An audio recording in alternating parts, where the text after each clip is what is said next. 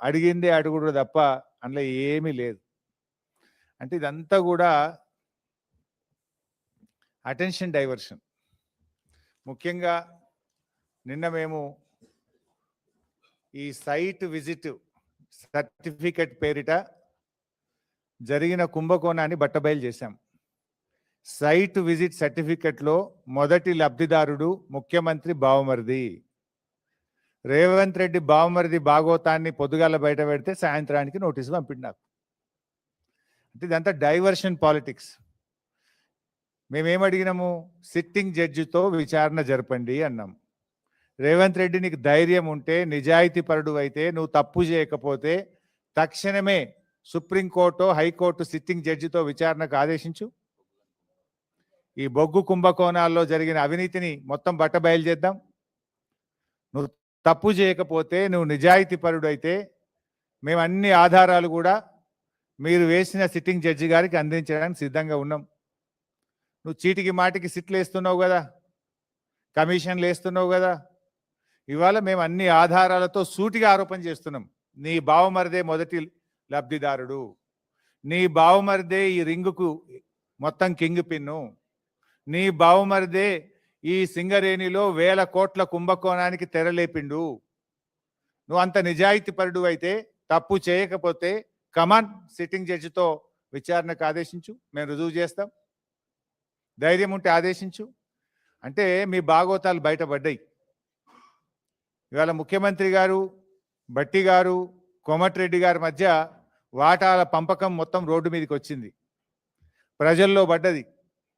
టెండర్ల మీ పోరాటం, టెండర్లు నాకంటే నాకని మీరు కొట్లాడుకునేదంతా ప్రజలకు అర్థమైంది. దాని నుంచి డైవర్ట్ చేయడానికే ఈ సిట్టు, ఈ లట్టు పొట్టు ఏదో చిల్లర నోటీసుల కథ పెట్టినావు నువ్వు.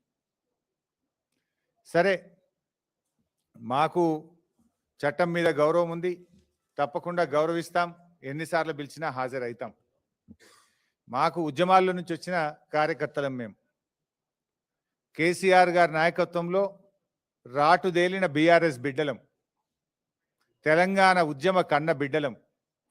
ఉద్యమాలు, పోరాటాలు మాకు కొత్త కాదు, అక్రమ కేసులు అంతకంటే కొత్త కాదు, అరెస్టులు అనేటివి మాకు కొత్త కాదు.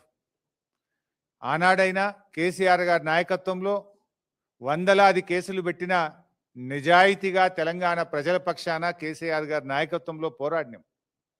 జైళ్లలో పెట్టిన రెట్టించిన ఉత్సాహంతో తెలంగాణ కోసం పోరాడినాం.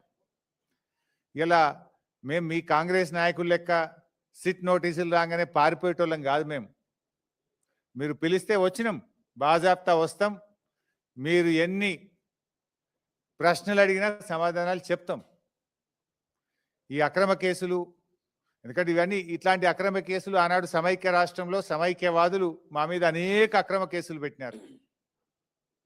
ఇన్ఫ్యాక్ట్ మీరు ఇచ్చిన నోటీసులు మాకు దక్కిన గౌరవంగా భావిస్తాం.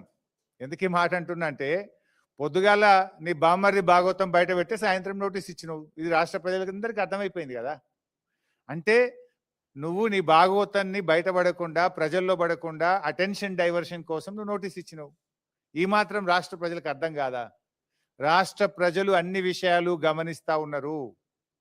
ఇన్ఫ్యాక్ట్ నువ్వు ఒక ప్రైవేట్ కంప్లైంట్లో కోట్ల రూపాయల డబ్బు ఖర్చు పెట్టి సుప్రీంకోర్టు న్యాయవాదులను పెట్టి నన్ను అక్రమ కేసులో ఇరికించాలని ప్రయత్నం చేసినావు. హైకోర్టు కొట్టేసింది. నువ్వు సుప్రీంకోర్టుకు కూడా పోయినావు, సుప్రీంకోర్టు కూడా కొట్టేసింది. న్యాయం గెలిచింది, ధర్మం నిలిచింది. అయినా నువ్వు మళ్ళా ఇంకో కేసులు ఇరికిద్దాము అని మళ్ళొక సిట్టు పెట్టినావు. ఇప్పటికీ నువ్వు 6 గ్యారంటీలు ఎగబెట్టినావు. నువ్వు యనుమల రేవంత్ రెడ్డి కాదు, ఎగవేతల రేవంత్ రెడ్డి అంటే మానకొండూరు పోలీస్ స్టేషన్లో కేసు పెట్టినావు.